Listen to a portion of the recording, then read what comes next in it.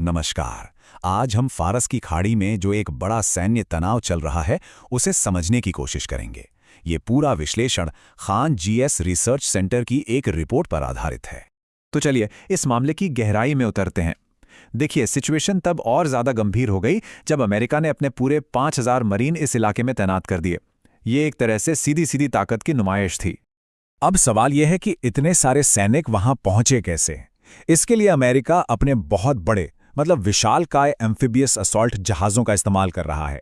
ये सिर्फ जहाज नहीं है, ये तो समझिए कि पानी पर तैरते हुए पूरे के पूरे मिलिट्री बेस हैं। हाँ, ये जो जहाज हैं जैसे कि यूएसएस वास्प और यूएसएस ट्रिपोली, इनको खास तौर पर इसी काम के लिए बनाया गया है कि ये समंदर से ही एक बहुत बड़ा हमला शुरू कर सकें। और इन पर होता क्या क्या है? अरे जमीनी जंग के लिए जो कुछ भी चाहिए सब कुछ, लेटेस्ट F-35 फाइटर जेट से लेकर अटैक हेलीकॉप्टर्स, टैंक और सैनिकों को बनाए रखने के लिए जरूरी हर सुविधा, सब कुछ एक ही जगह।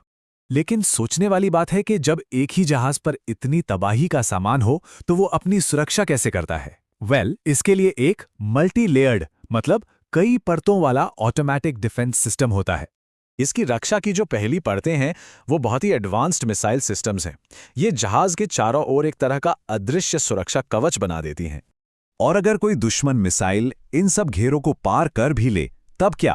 तब सामने आती है ये तोप। ये आखिरी डिफेंस लाइन है जो किसी भी खतरे पर गोलियों की बौछार कर देती है। और इसकी ताकत का अंदाजा इसी बात से लगाइए कि ये जो फैलेंक्स तोप है ये 1 मिनट में 6,000 राउंड तक फायर कर सकती है। सोचिए जरा, 6,000। तो यहां पर सबसे बड़ा सवाल यही उठता है कि ये जहाज तो लगभग ऐसा है जिसे हराया ही नहीं जा सकता।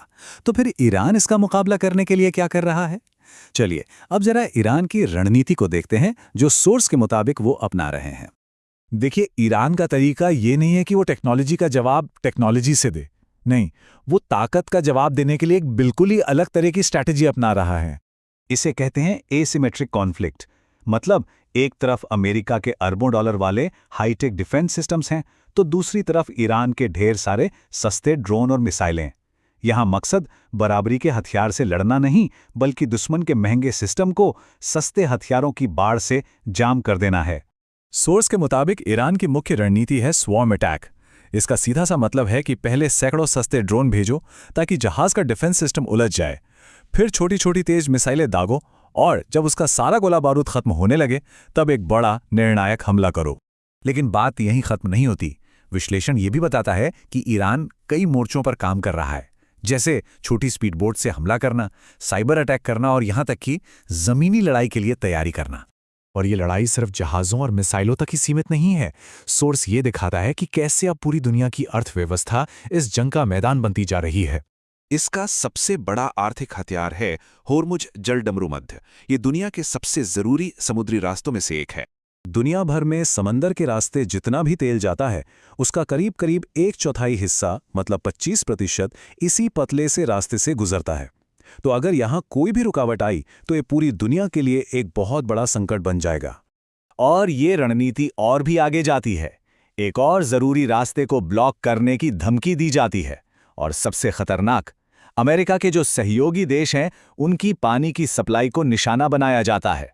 जाहिर है इससे उन देशों पर तनाव कम करने का बहुत ज्यादा दबाव बनेगा। विश्लेषण के मुताबिक ईरान इस खेल में अकेला नहीं है। कहा जा रहा है कि उसे रूस और चीन से खुफिया मदद मिल रही है, जिससे उसके हमले पहले से कहीं ज्यादा सटीक हो गए हैं। अब ये जो टकराव है ये एक बहुत ही खतरनाक मोड़ पर पहुंच चुका है।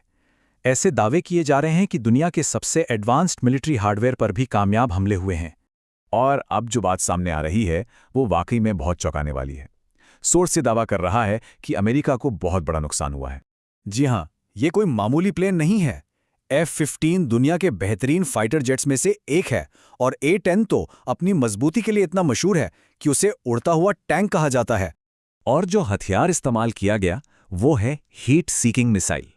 ये रडार पे निर्भर नहीं रहती। ये तो बस विमान के इंजन से निकलने वाली गर्मी का पीछा करती है और गर्मी को कोई भी जेट छिपा नहीं सकता। और ये देखिए, ये चार्ट दिखाता है कि सैचुरेशन वाली रणनीति कितनी असरदार रही है। बताया जा रहा है कि पहले जहां ईरान की सिर्फ 20% मिसाइलें ही डिफेंस को पार कर पाती थीं, अब ये आंकड़ा बढ़कर 80% तक पहुंच गया है। तो ये जो टकराव है, ये आज की जंगों के बारे में एक बहुत ही दिलचस्प और साथ ही खतरनाक सवाल खड़ा करता है। और अब पूरी दुनिया बस यही देख रही है कि आगे होता क्या है।